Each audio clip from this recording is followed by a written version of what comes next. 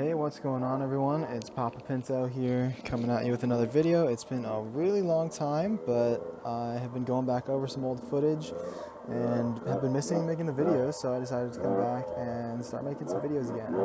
I got some old footage here. This is from back in May.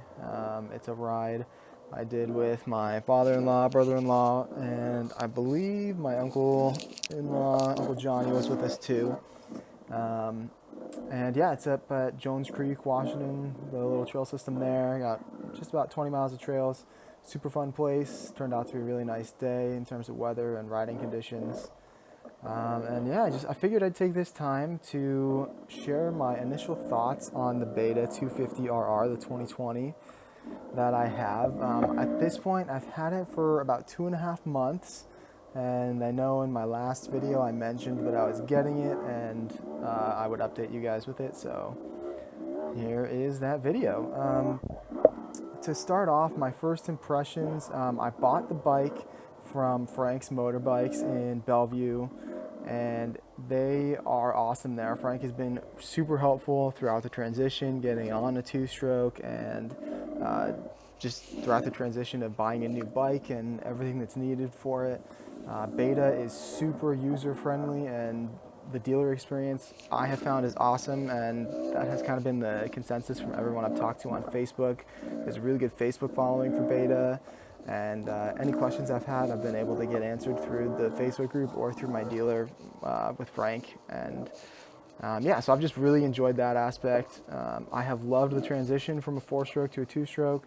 This was my first 2-stroke bike that I've owned. It's my second dirt bike I've ever owned, and I'm still only just over a year into dirt biking overall, and this bike has significantly increased my confidence in dirt biking, and I have taken my skills a lot farther with this bike. Yeah, but so just to kind of break down the bike itself, it's really light, it's really nimble. This, just kind of any characteristic of a 2-stroke, or that's the characteristics of all 2-strokes. They're just light and nimble. This bike corners really well. The frame is amazing. It just makes the whole bike feel balanced. Yeah, it's been really fun to be on a more full-size bike. I came from the Honda 250F, which is like a 7/8 size bike, and so this was a step up in size and in power, but the step up in size was really nice. And I'll just say my favorite thing about the bike is the engine. It's a fantastic engine. I debated between a 250 and a 300 for a long time, but I decided to go with the 250. I didn't really think I needed the 300 for most of the riding that we do, and I felt like I would have more fun being a little more on the pipe in certain situations, and I really am glad that I went with the 250.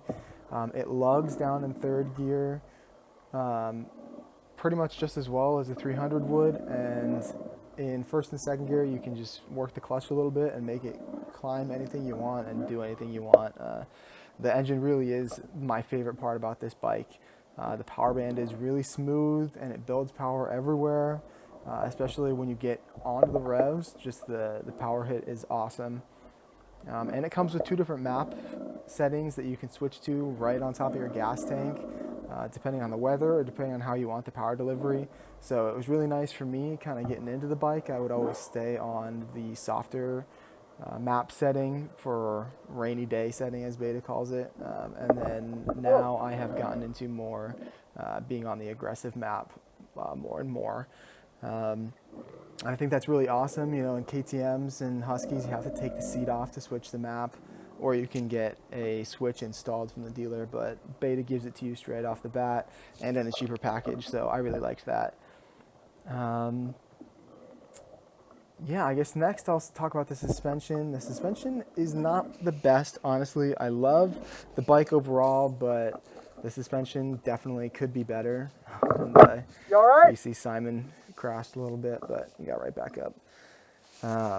KTM and Husky definitely have Beta beat on the suspension. I know there have been some issues with the KYB suspension on the race editions too. They're just valved pretty harsh, and I think in general Beta's just valved pretty harsh, and the frame is really stiff, which bodes well to the new counterbalancer and just making the bike feel really stable, but it gives a harsher suspension feel. I've ridden my father-in-law's 2020 300 XCW TPI, the KTM, and it definitely has more plush suspension, but I've been able to tune my suspension to a point where I'm happy with it. So no complaints there. It's just definitely, it's not the best suspension on the market. I love how the bike sits too, going back to the frame. Coming from a 70th size bike, going to a full-size bike, it was awesome to kind of have this frame, which is a little more aggressive, but it also sits a little lower to the ground. It's 2 inches lower to the ground than KTM and Huskies, and 2.5 inches versus a Yamaha. And you really don't notice it too much while you're on it, but the convenience of being able to get your foot to the ground a little quicker, and for me personally, I have short legs and a really long torso, so it made it nice just in that transition process. And now I like it too because it feels like I sit a little more into the bike, and I can kind of be one with the bike as I'm riding. Also, stick around to the end of the video. I have a crash on this video. That's what I end it with. But this bike can take a beating. I've definitely put it through some harsh times, and it's held up well. I haven't bent anything or done any major damage to it, knock on wood. But yeah, and I mean, I put a few protective parts on it, but at this point, I didn't have many protective parts on the bike, like radiator guards or anything like that. I just had hand guards on. So to be able to take a crash like it did in this video and not bend the radiators was a really big plus. A couple things that I think could use work would be the counterbalancer. The counterbalancer is not awesome. It's not nearly as smooth as the KTM and Huskies, but it is a huge improvement, I understand, from past years on Beta, and it's definitely a huge improvement from just non-counterbalanced two-strokes in general. You really don't notice any vibration in the handlebars. It's just in the pegs, and you get used to it really quickly within the ride.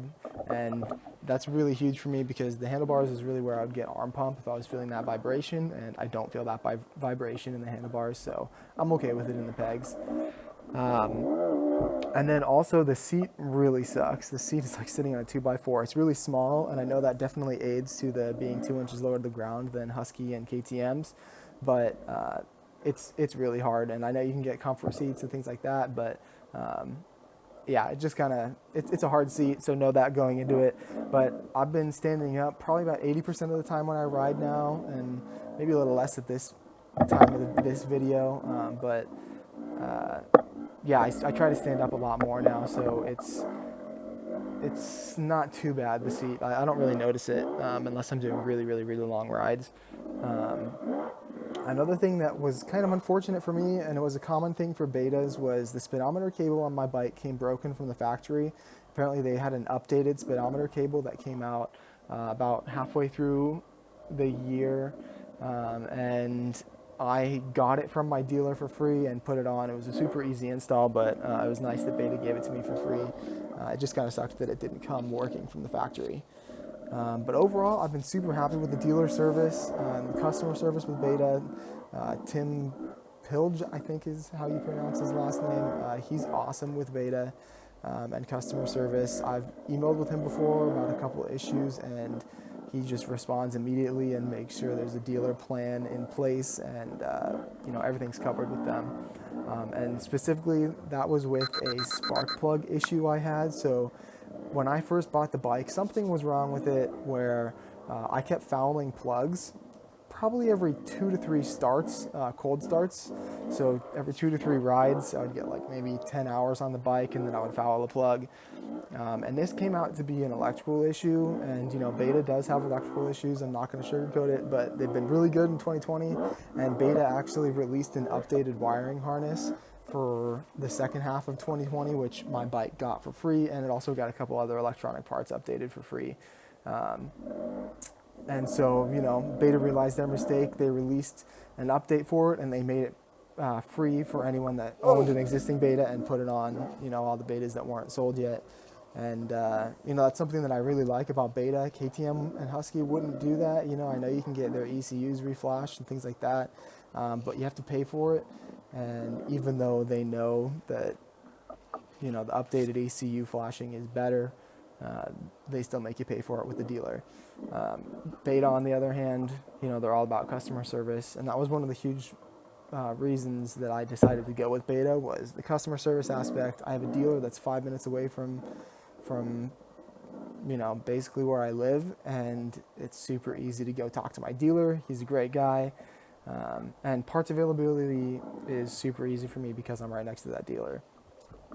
In terms of Beta versus KTM Husky, the main reasons I chose Beta was the dealer's really close to me. I knew Beta was super user-friendly and really rideable. And honestly, I was looking forward to a carbureted bike. The KTM's Huskies are super smooth power band, but I really like the fact that the Beta isn't smooth. Or I guess it is smooth, but it's not linear. And here's my gosh. I just got in a rut. Kind of sucked. That one definitely hurt. But yeah, and so that was kind of my decision-making process for the Beta, and I have been really happy with it. I love my Beta. I am very happy I went with it over KTM. In the future when I get another bike, it's probably going to be a Beta again. Maybe go up to a 300 next time. But yeah, I love the bike. I have enjoyed everything about it, even with the downfalls. Until next time, remember to hit that subscribe button, and thanks for watching. Yeah, I'm good. A little frustrating.